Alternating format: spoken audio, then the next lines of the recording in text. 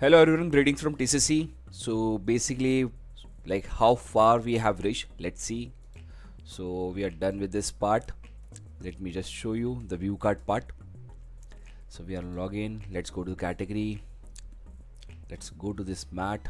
Let's say add to cart, and coming back to category, coming to bottle, and let's say add to cart. And if we click on view cart, so basically we are able to see all the products here. So far we have reached here, and we can even edit the quantity as you saw in the previous video and update it accordingly. And finally now user has to choose the payment option here and say place the order. So we are supposed to write the code for this button called place the order. But before we go ahead, okay, there are requirements in the database now. That is, we need two more table to work on, because when we say place the order, means this order detail has to get fed into the database. And how that can be done, try to understand. So we require two tables. In one table we'll just feed the billing detail, that is the total amount, and inside that bill how many order has been purchased, okay, will be fed in the another table. So let me show you the table first. Okay, so this is a scenario. So we need two tables here, like total billing and order details. So in total billing, basically we'll just generate the order ID first automatically, and we'll feed the email ID of the user, then the total bill, mobile number, and the address. So whenever somebody is trying to pull out the information from the total billing table, he or she will only be able to see like how much purchase has been made in total. Okay, and if you want to find out like what items has been purchased, then you have to go to the order details. So whichever product, whatever product has been bought in the quantity, the price was, and the subtotal will be actually fed here in the order details. And this is how the tables I have got related, you all can see. So order ID here in the total billing is acting as a primary key, which will be acting as a foreign key here. So we have got the one to many relationship, because you all know in one order there will be can be multiple items. So here one order ID, like there will be only one entry. So here like there will be like multiple entries, because in that order ID maybe many products maybe have got purchase. So product name, quantity, price, and subtotal will come here. So this is what we require now.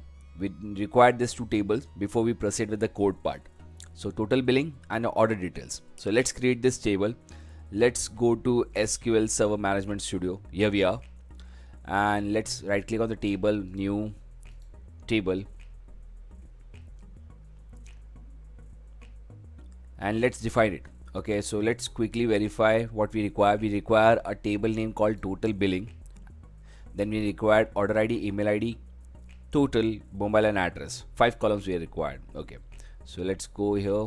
Okay, so very first thing we required is order ID. Okay, it has to be integer, not allowing null. Then we require email ID or just email.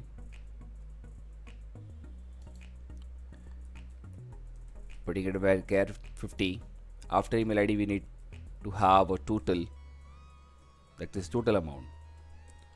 Okay, and for this also we are taking the data type as varchar only. I'll tell you the reason. Like somewhere around 20 characters it can save. Why we have taken the varchar? Because we are not actually doing the calculation here. See, whenever we require the total amount, we'll fetch it from the database and convert it. We all know, like C# and the library and the classes has given us the option to convert the value back into integer. So we'll store the value here in the character form only, but whenever the things are required to do the total and all, so we'll fetch it and we'll convert it. So let's keep it varchar only here. Then after total there was a mobile. Okay, so let's keep it again varchar 50 or 20. You all know it contains only 10 characters, like 10 symbols, but sometimes it may happen that user is entering +91 additionally, that is the country code. And the last one is address. and this will also be varchar 50. Okay. Let's declare order ID as a primary key. So select the column and we have the option here, set primary key. So primary key has been set, and we want this order ID has to get generate automatically. So select the column, come down in the column properties, scroll down in the identity specification, just maximize it. Is identity, say yes, and it will start from 1 and it will get incremented by 1. Okay, so if you don't want that order ID should start by 1, or it can like should start with 1000, so let it start with 1000. So the very first order will get the order ID 1000. After that it will get 1001, 1002. It will go like this. Okay, so we are good to go. Basically this table is ready. Let's save this, and with the name called, if you remember, this is total billing. Okay, so save this total underscore billing and say OK. So that table is ready. Let's close this. Now we want one more table. Right click on it, new table. Okay, we are here.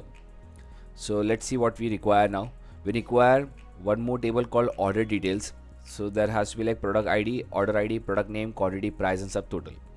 So let's come here. So the very first column we require as a primary key here, that is product ID, and it has to be integer. Then order ID, again integer. Then product name,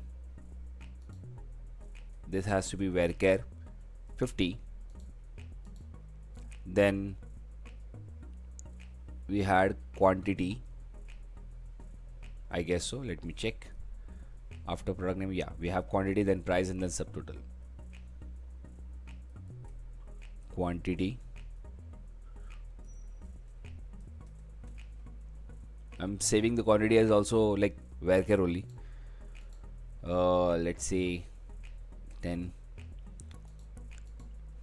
and then we have price, again varchar,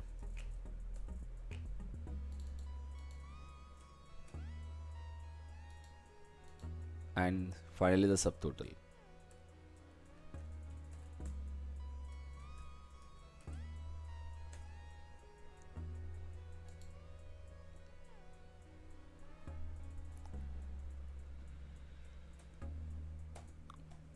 Okay, let's declare product ID as a primary key and also set it as a identity increment.